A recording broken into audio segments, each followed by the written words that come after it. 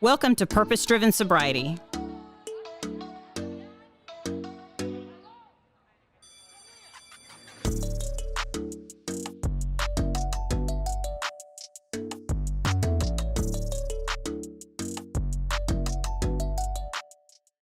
Yeah, but it was later that day that the hospitalist and I were again over Rick's bed, and that's when he told me. He said, "I don't think he's gonna make it." And I'm like, "Make what?" I'm like, "What? Make me breakfast? I know he ain't because I'm hungry." He make what? He's not make it. Yeah. What? Well, and I wanna kind of interject too, because I was there for a good chunk of this too, and I remember you and I walking, because they were still kind of like, we don't know what's happening. We don't, they were still going back and forth, and I remember distinctly you and I walking out into the hallway because they're like, we're gonna do something, and you turning and looking at me, going, we're gonna lose him, Oh, and I. yeah. It was just at this point, you and I both were just like, you had been up, I think at this point, at least 2 or 3 days. 36 hours. Yeah, 36, 48 hours. I think I had gone home to like 4 hours, 5 hours, turned around and came right back. And I think, yeah, you and me were just to that point of just, we don't, if we have professionals telling us that they don't know what's going on, and we're like, well, you fix him, do it. Well, and it was and in that moment and yeah, I distinctly remember what you're talking about. Yeah, because in that moment for me, your dad and I were very, very spiritually connected, and I Hmm. couldn't feel him. I kept telling you, I don't feel him here. And I said And the same thing. I'm like, that is a shell. There's nothing there. Well, and for those that are listening, he was unresponsive, like no eyes. No He movement. gotten some MRI results back, and some CAT scans, and it showed pock marks on his brain. The myelin, the sheeting that is around your nervous system that runs through your spine, um, some of it was missing. It was eaten, basically, and they had no idea what kind of brain activity he also had some brain swelling. There was a he was very, very inflamed internally, between his brain and his spinal cord and his central nervous system. Mm. So they had no idea. but none of the standard tests they were doing came up with anything. So Right. it's like, No. So we see this is happening. there was lots of, well, and let it also be known, and at the time, which I don't know if that's changed, Providence did not have a neuro department. Basically, they had no neurologist whatsoever, and so we were having to deal with a neurologist on a TV screen in another state who was being wheeled in on a TV. And here we're looking at our half dead dad, her husband, laying there, who nobody knows what's wrong with him in the hospital that we're in. And the doctor who is supposed to know, the neurologist, the neurosurgeon, is calling from his phone in his house while his dogs are sitting in his lap barking. And he's not looking us in the face. He's looking down. His dogs are bark, bark, bark, bark, bark. And here we are begging someone to save this man. Hmm. And I feel like they're not being heard. he's not even looking us. He's not looking us in the eye. Mm-mm. He's feeling No. his dogs, or I don't know. I mean, it could be this. We need to probably run this test. We don't know. We don't know. He's not responding to being poked or touched or pinched or So it was spoken clear to. the paralysis. The paralysis was all the way as high as it can go, and that was it. And he was basically gone. So the 19th was when the 18th is when we were told that we would probably lose him. And but it was, they're going to keep trying to figure it out. So the 19th was when Jennifer and Millie came in and said, you have to go home and sleep. You have to go home and sleep, because I hadn't slept at all. Well, And that's when you and me Kevin and Kevin came. headed up, We had stayed back because we have kids and they were little, and we didn't want infectious to risk flu. getting the flu and not being available for her. Right. And so we waited a day or so, and we had walked off the elevator, and you had held it together. You were like I was sitting beside unnaturally Millie. held together. Mm-hmm. And the moment that Because she we were stood in the up, lobby, like we were in Right that outside front the part elevator. yeah, talking to like Elevator. Millie and like Yeah. everybody. It was like a And whole group of you- us out there. Mom had stood up and Kevin came off the elevator and, screw me, her child. But she made eye contact with Kevin and she crumpled. And before you could hit the ground, my amazing big man came and swooped you up and held you while you lost all your marbles Mm. that you had been holding together with a wet tissue, Mm. And that was when, your friends packed you up and took you home. And we took over and we sat with him and talked to him. And we pretended like he was listening and talking crap back with us the way we do, because we have a pretty great sense of humor. We do. No, we And do. You and had we a all special shared it. relationship with him. Yes. And so we talked to him like he was there. You didn't get up, knock it off. Mom's not here anymore. You can stop being a baby, and We probably called him a few other words that we I don't know called if him we're allowed to something- say, but something to trigger him. We were trying to trigger him on purpose. we were trying to, for all intents and purposes at this point, we were literally just trying to like piss him off. Like we're Right. like, We wanted to piss get him your off. ass Right. up. Get him Yes. And I remember the point, and I will stick to my guns on this till the day that I die. Because you were still like, you had left, but you were still like running around and like, you're like, you found this like weird, like sense of Energy. like energy when you got home. You're like, I got to do this. I got to do this. I got to do Well, this. and Mom's got a point on that. I'm guessing that's on your notes, right? Because that's when he talked to you.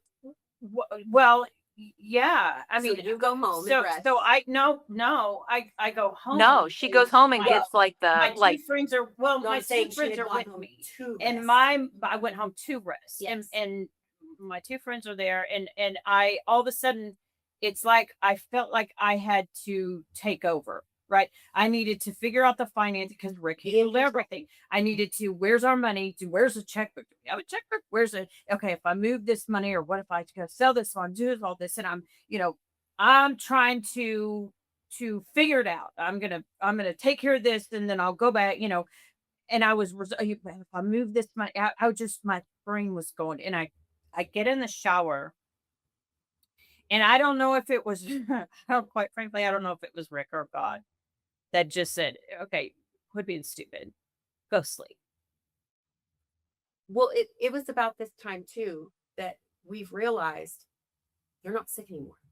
Well, it was like- it wasn't until I came. Well, it wasn't until I came back. Because so let me Okay, go ahead. when and I remember while I'm in the shower, I'm thinking about I got Smarty Pig. I got probably a couple hundred of them there, and I'm got not going to be able to work, and it just this okay stop, please sleep, just sleep. This is just what I kept feeling. mhm. Someone saying to me, just you need to rest.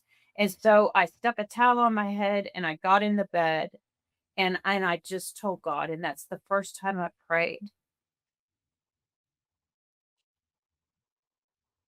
That was the first time I prayed that either he take him home to him or he send him home with me. And it was a resolve where it was like, God, just pick one. I don't care which one, just pick one because I can't do this anymore. I had to give all of this to you. I have to give all of this to you. And I slept and I just pretty much figured, I thought I was losing him. And I woke up to So huh? before I was gonna say, before you jumped to your wake up, because it was at this point that I went back and looked at our pictures. And Erica, this is when we started seeing him. Well, hold on. I know where you're going, but I feel like you need to finish that whole thought because we tell her about that when she comes back. So Mhm. No, well, I wake up to Jennifer in my face, and she's just very gently jostling me, and she said, "He opened his eyes," and I'm like, "Okay," and she said, "He opened his eyes," and I go, "I'm opening my eyes," and she said, "No, Rick opened his eyes," and I remember just having this overwhelming energy of just you can't explain it. And so I jump up, I put my clothes on, run a blow dryer through the rest of my hair, and we get in the car and head back. And that's when I get back to you two. And that is where Britt's thought comes in. Because we thought you went home and went to sleep because we knew you were texting with you were texting Erica, you were texting everybody that was with us, and yeah, we were poking the bear purposely. we were literally poking the bear, and there was and no in his face. and nothing was happening. And then it was almost and we were like, it had to have been almost the exact moment from the time you left, from what you were telling us about your timeline, from when he started kind of move, at least acknowledging that we were, where he would like Well, scrunch his face or what open had his eyes happened or was we were I can't say what we were talking about because people are listening to this. We were literally trying to make him mad. And so we were talking about somebody who it was a very sensitive subject to try to get him to wake up. And he kind of fluttered his eyes a little bit. And that's where Britt, you had also been without sleep. So you were sitting on the couch. Mhm. And I was literally jacking with him. And I said, open up your eyes. I see you. And that's where Britt hopped up and ran over to the bed.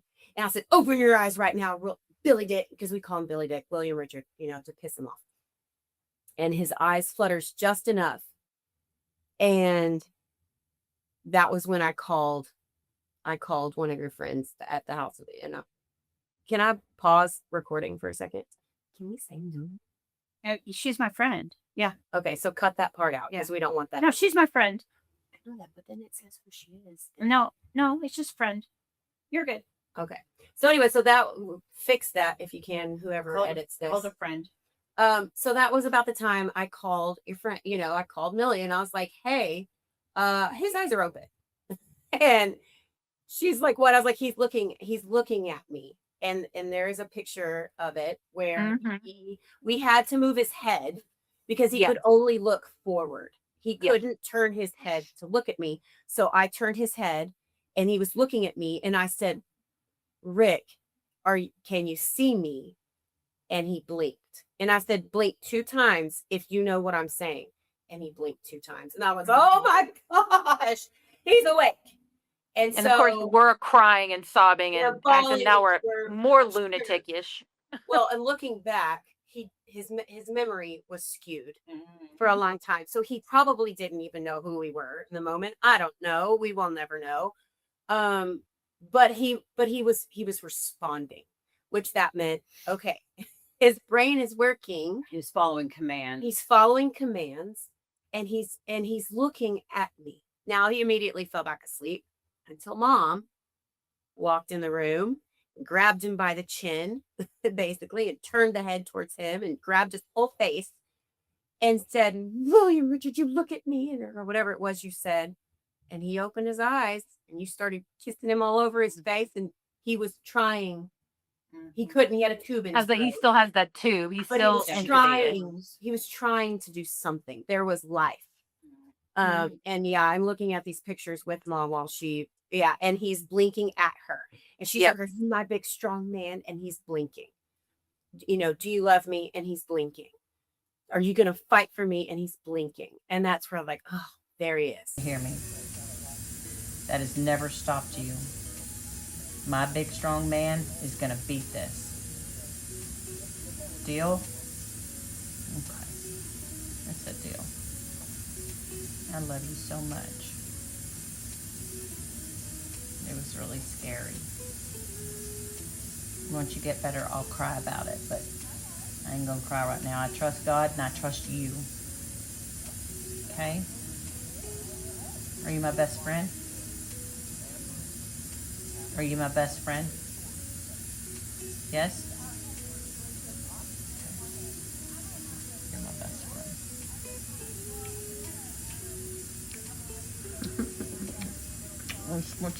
I'll switch you all over. Can I give you sugars all over? Yeah. Okay. He's still completely, fully paralyzed. There's no movement. but he's blinking. And that was Hope. that was hope. That was hope. That is, a human being can survive so long without food and so long without water, but you can't survive 1 second without hope. And that was hope. And later on that day, because, for those of you that don't know, Rick and I had a mortgage company and worked together. And so both of us not working, obviously you start thinking about your finances, and it's obviously he's the main concern, but you wouldn't be normal if you didn't go, okay, what am I going to do? Well, you've never had to worry about that. Rick was Right. the provider, and you did the podcast, and you did the Saving Lives, He and you let did the me- AA, and you did the jewelry stuff to make money for fundraisers, and every now and then you did mortgage things, Mhm. sure, but Mhm. you never had to worry about paying the hadn't mortgage I or the did, car I never payment. had to be the one. No, he was the man. And so one of you put it on Facebook, Oh, and we got gosh. sent some DoorDash, and some Venmo and stuff like that. And And it we was, knew it was going it to be was a very- long time. it was until very we could go back to work. it was very helpful. Ben stepped up, immediately told Mom to her face, I will handle this business. Do not worry about the Cohen Mortgage Group. I've Yep. got that. You worry about him. And so, of course, yes, we put it on Facebook that we were raising some money. We had made a GoFundMe type of thing or whatever it was. And who was that donated? I can't. The Waco The Association. Waco Waco Association Association of of Realtors. Realtors, yes, had called me because you left your phone with me, and had donated a great amount of money that started her relaxation of, I don't have to worry about that the part of it. mortgage Well, for a and while. hopefully, I'm pretty sure Rogue can splice in for those on YouTube the video of Erica telling me Mhm. that they had She had just donated. came back. Yeah, She I had had just gone to called the for rec, Rick. yeah. She had time to kind of let that weight off her chest relax a little bit, because he is alive, he is responding. And now, hey, don't worry about your bills for a little while. And then other people started donating at the same time Mhm. too. Mhm. The money was coming to where you could just focus on that man in that bed and not anything else. And I feel like this is the time that we realized you weren't sick you hadn't Right. been sick. Yeah, Mhm. that day coming All back. of a sudden, fever was gone. It was like she never had Mhm. the flu. God just miraculously said, you know what? You got enough. It was crazy. I'm going to take this. And you off were the of first one that noticed that. I didn't even, I Yeah. was too in it to even notice that. That sleep was rejuvenating in every possible way that you needed in that moment. Mhm. So when Mhm. God tells you to rest, or your brain tells you to rest, or your spirit tells you to rest, you should listen. Well, that day was just, and I can't remember if we put it together. I think we threw it together that day. Did the prayer vigil outside his We had window. also, yeah, we had put it out. That was actually, it was either Jennifer or Millie's idea. I want to say, I hope I'm not wrong. That we needed to do a prayer vigil outside the hospital, outside his room. Mhm. So we had put it out as an event. It was, you had no time to make plans. It's, hey, this is tonight. Who Mhm. needs you? And we had an amazing amount of people show up outside his hospital window, in this little courtyard outside of Providence. And everyone brought flashlights and candles or phone, whatever. And Britt, did you stay in the room with him? I With the stayed in the laptop? room and I set up like a little, like either my phone or my Or iPad or laptop something, And so that Rick- we could Rick watch, could see it, have hear it it, Rick could playing. hear it and see it. Mhm.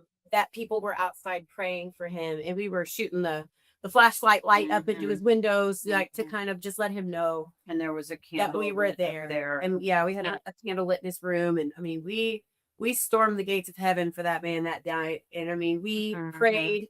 Oh, and then children prayed, and it was the sweetest thing. Everyone kind of just held hands in a big circle We circled up, yeah. and just stormed. Well, and from that time, from that day, the 19th was a big day of April. It again, the hope that just transcended to all of us. It's Mhm. like, okay, this has sucked, but he's back with us, and he was able to make more and more eye contact. It felt like. His eyes finally started moving. They weren't stuck forward.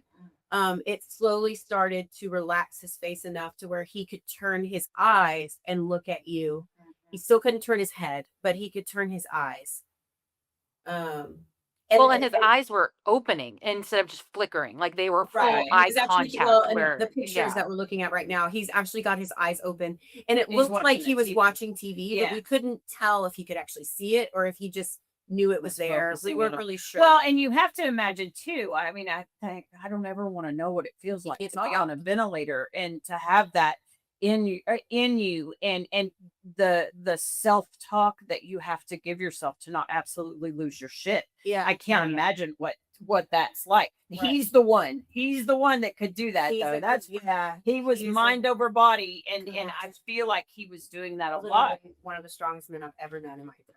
So over the In next all the ways. so for all the next few days, we did the teledoc thing, we did all the testing, and the hospitalist was wonderful there. And Mhm. but I don't, y'all I think started was to help me. me question, and then It a was- couple of other people were like, maybe we're not where we need to So- be, because they had tested him. Hang on, they had tested him for Guillain-Barré.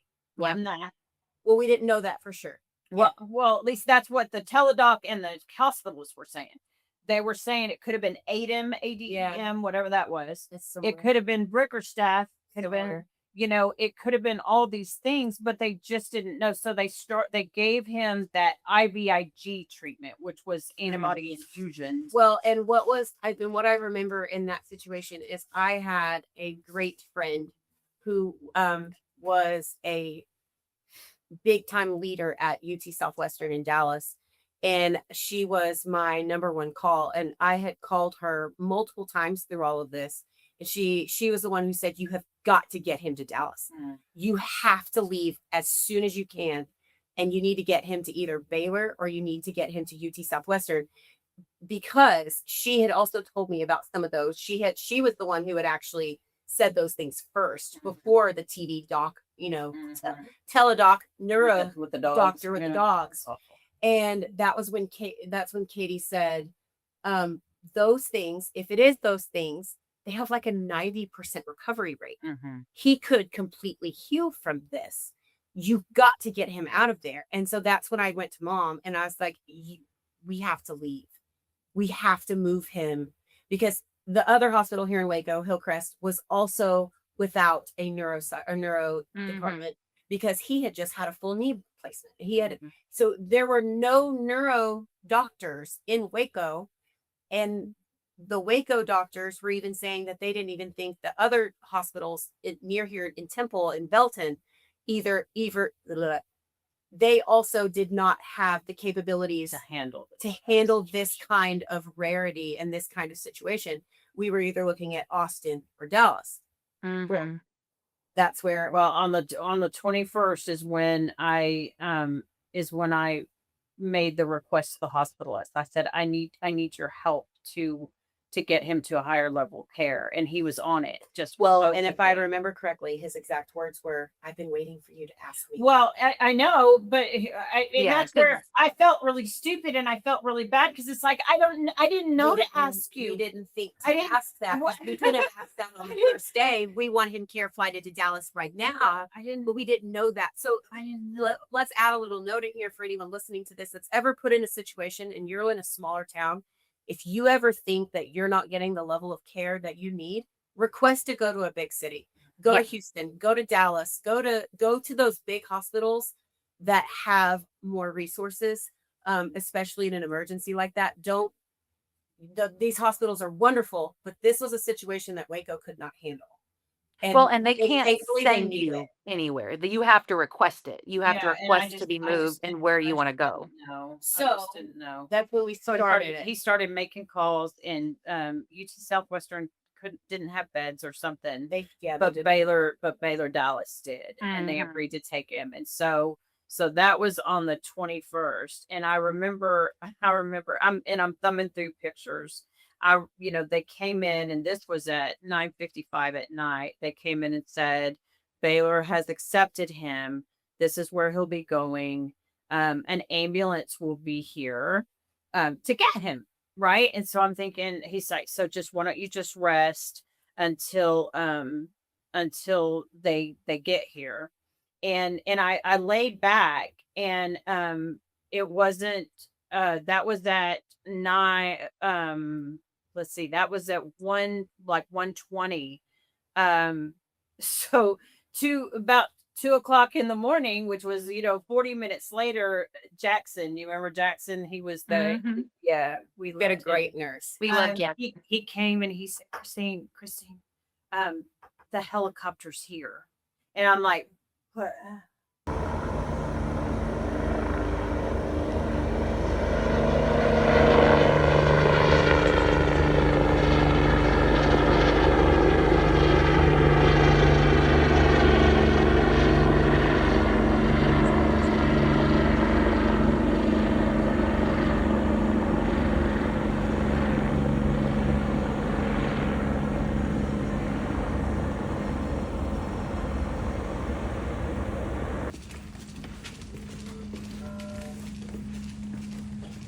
What? So, What? so for backstory, how did we knew Jackson from before, didn't we? Was it Jackson that we knew before? There was No, a nurse that you. I thought there was another nurse at Hillcrest that we knew. Oh, that y'all had there done a was, loan but this for. this one that was taking care of him, yeah, that evening, I didn't know him, but Mm. we loved him. We loved Yeah. him. But he said that the helicopter's here, and I thought, well, what? Okay. I wake out of a dead sleep. And so, and so all of a sudden I'm thinking, okay, well, what do I do? I don't have my stuff. I don't have, oh my gosh, another situation where it's like, I don't know what I'm going to do. And so that's when I called you, Erica, and I'm like, cause you had to work for it. And so it was like, I don't know what to do. And you had said, why don't you, because my car was there. Well, and you're not allowed to go on a helicopter with him. Right. I So could, they yeah, 'cause said, they were "We they were will move taking him from Waco up to Dallas. But so Erica said, I'll come there, I'll be outside and come out, and we'll go take your car, and we'll We'll go pack the bags, right. and then I'll drag you to Dallas. Yeah, and then Mind you, it's 2:30 in the morning. Yeah. And so I remember them walking in, and the helicopter people, and they look like aliens. They had such big equipment. So much. And the moving and the shaking and the tubes and the all of the scary is so scary. They look so scary. So we're going down the hallways of Providence, and we get on this elevator, and we go down these dark hallways, and we get on another elevator, and we go up, and the doors open to the roof. We're on the freaking roof, and it's so dark except for this huge helicopter, this massive. And I instantly started crying just because I was so scared. I was like, what is happening? This just got What is so real. happening? Yeah. We just came here for fluids. We just want to go home and watch TV and have soup, please. And and he's not. He had stopped basically, kind of responding, and so he wasn't. I wasn't able to say anything to him, and I remember standing there. There's 4 nurses that are, have all these equipment attached to him, and the rotor, the engine, and I'm just standing there, and I hear Christine, and I'm like, "Hey," and I look, and the helicopter driver, the helicopter pilot said, "Hey, Christine," and I'm like, "What? Hi." And he said, "You don't remember me?" And I said, "No." And he said, you talked to me about a mortgage loan a couple of months back when we moved to this country." And I'm like, "What?" What? "Oh, okay. And he goes, "Hey, I got him. Don't worry. I'm going to get him up there safely. Don't worry." And I just thought, "Oh, okay." It was one of those things where it's like I was And he spinning. talked to I Rick. was spinning. Yes, I was spinning, and he just like put, you see a spinning wheel thing, and you stick your hand in it, it just stops, and it's like, oh, he brought me back. He put my feet back on the ground. and he said, "Hey Rick, I'm telling Christine she's gonna go get her bag and she's gonna meet us up there. Okay, you're in good hands, buddy." And so it was like, okay, good buddy, and high five. And Thank you. I thought, oh wow. And so I stood there as they put him into this tiny little spot, and I thought, is he scared? That was the one thing that I didn't want him to be scared, and but they took me, and that's when you got video. So I was sitting um, in the parking right lot here. waiting for mom to come out. And man, I'll tell you, a humbling thing is you can appreciate a helicopter. It's always fun to see. It's not fun when your loved one is the one on it and you know where they're going and in what state they're in. And I sat in that parking lot in the dark by myself and I watched that monstrous, loud machine lift up off the roof. And that sucker went whew, like a spaceship. It was gone. And I am praying out loud with my hands in the air, bawling my eyes out, thinking, there he goes. The shit just got so freaking real.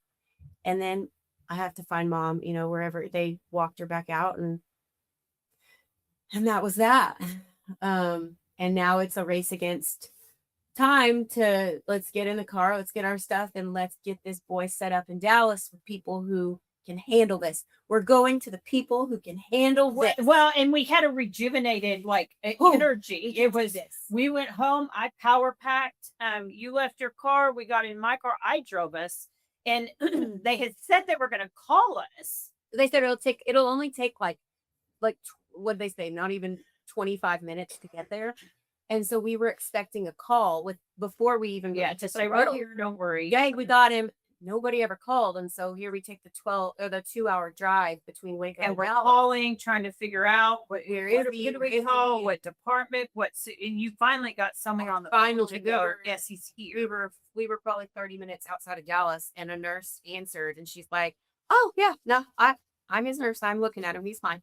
Like, okay, so we didn't die on the way to the like. No, he's here. We've got him. He's stable. Like, y'all be careful. Okay, cool. All right, he's still alive. Let's get And, there.